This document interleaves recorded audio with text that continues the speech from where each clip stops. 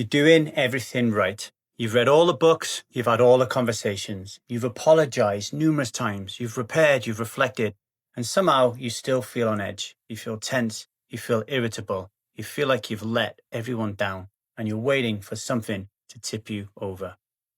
Welcome to the Truth About Alcohol podcast. I'm your host, Lee Davy, and this is a podcast for people who know something about their drinking just doesn't quite add up, and you want to understand why stopping can feel so much harder than it should.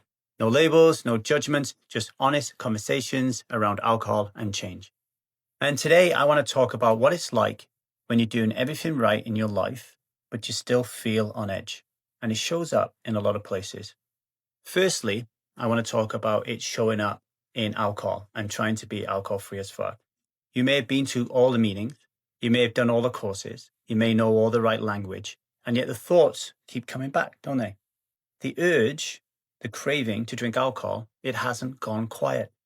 And sometimes you might drink when you don't want to. And you think to yourself, how can I know this? I know this is no good for me.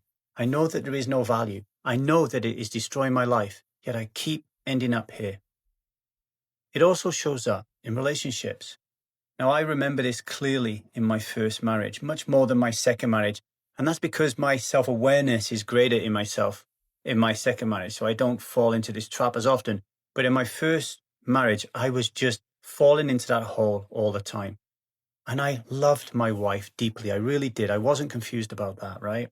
I was really happy and proud to be the man whose job it was to keep that family and to keep her safe. And yet I was still hurting her. I was mean. I was angry. I was bullying. I had a nervous system that was right at the end of my window of tolerance, and I just couldn't handle it. And a lot of our connection revolved around drinking. Friday would come, work would end, party time would start, the music would come on, we'd be drinking in the house, sometimes friends would come round, sometimes just the two of us, dancing on the pool table, having a laugh, forgetting the week. But almost every time it ended the same way. We'd end up fighting. You see, the drinking didn't calm anything down. It just poured petrol on what was already there. And then I would wake up the next morning and I'd be full of shame, guilt, humiliation, embarrassment sometimes, asking myself the same questions.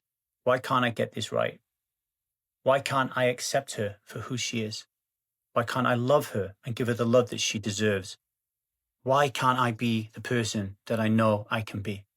And this loop, if you're stuck in it, is absolutely brutal because you're not failing from a lack of care or lack of love. You're failing while caring deeply, while wanting to show so much love and having so much love. And that is the part that most people don't know how to make sense of.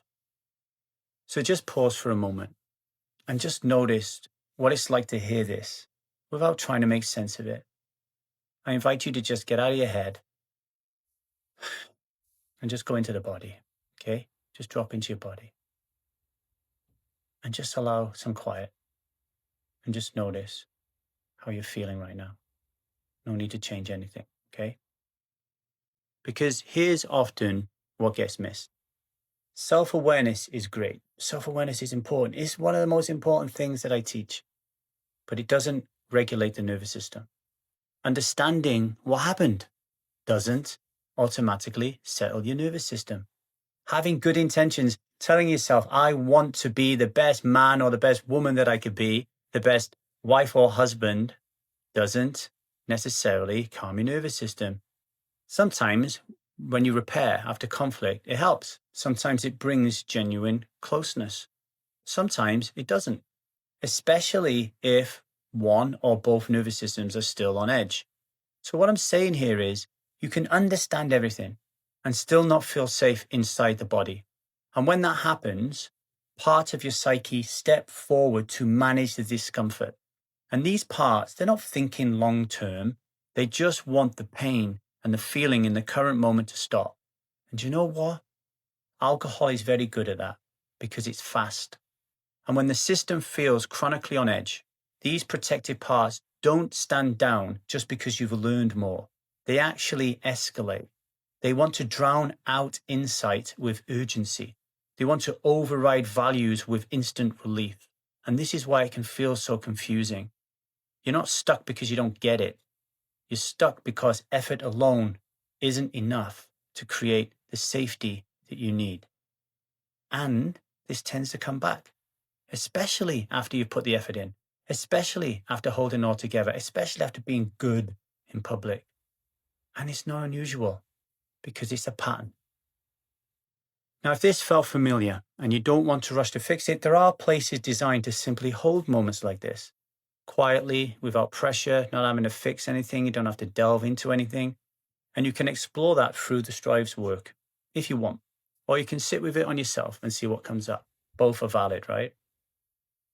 Doing everything right and still fucking up all of the time can feel unbearable. But I'm here to tell you, it doesn't mean you're going backwards. And that is the truth about alcohol. Much love. Strive on. See you tomorrow. Take care of yourself.